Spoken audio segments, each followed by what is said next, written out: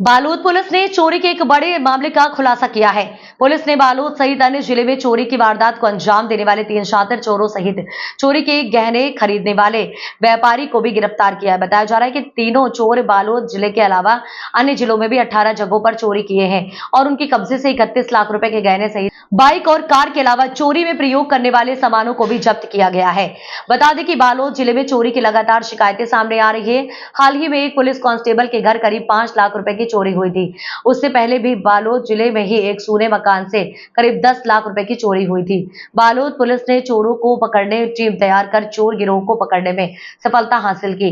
हालांकि इस गिरोह के एक और चोर पुलिस गिरफ्त से बाहर है। बताया जा रहा है कि तीनों चोर पहले भी चोरी, लूट और हत्या जैसे मामले में जेल जा चुके हैं और जेल में ही तीनों चोर ने चोरी करने की प्लानिंग की, जिसके बाद लगातार चोरी की घटनाओं को अंजाम दे रहे। यही नहीं, आरोपियों ने चोरी के पैसे से प्रॉपर्टी भी खरीद चुके हैं, जिसे लेकर बालोद पुलिस कुर्की की तैयारी भी कर रही है। जिला बालोद को एक लगातार ताला तोड़कर जो चोरियां हुई थी उसमें आरोपी को पकड़ने में और जब्ती करने में एक सफलता मिली है, जिसमें संक्षिप्त विवरण ऐसा है कि 27 अप्रैल को एक ताला तोड़कर चोरी हुई थी ग्राम झलमला जिला बालोद में। उसकी तस्दीक की गई तो उसमें पता चला कि कुछ आरोपी हैं जो कि दिन में रेकी करते हैं और रात में नकबजनी को अंजाम देते हैं। तो इस क्लू से और साइबर सेल, सीसीटीवी और त्रिनयन ऐप की मदद से हमने जब पूरी तस्दीक की तो हमको पता चला कि ये 3 आरोपी जो हैं वो राजनांदगांव से संपर्क हो सकता है उनका होगा। तो हम राजनांदगांव टीम पहुंची, वहाँ पर एक आरोपी को हमने अपनी गिरफ्त में लिया जिसका नाम राजा खान था। उसने बताया कि वो अनवर और राजू मेश्राम के साथ चोरी की घटना को अंजाम दिया है। तो उनसे पूछताछ करने पर यह भी बताया कि जो चोरी की घटना करने के पश्चात वो लोग चोरी से मिले सामान को, जैसे कि जेवरात को, एक नथमल सोनी जो कि राजनांदगांव का निवासी था उसको बेच देते थे। उससे नथमल सोनी उनको उन जेवरात के रिटर्न में कुछ पैसे देता था।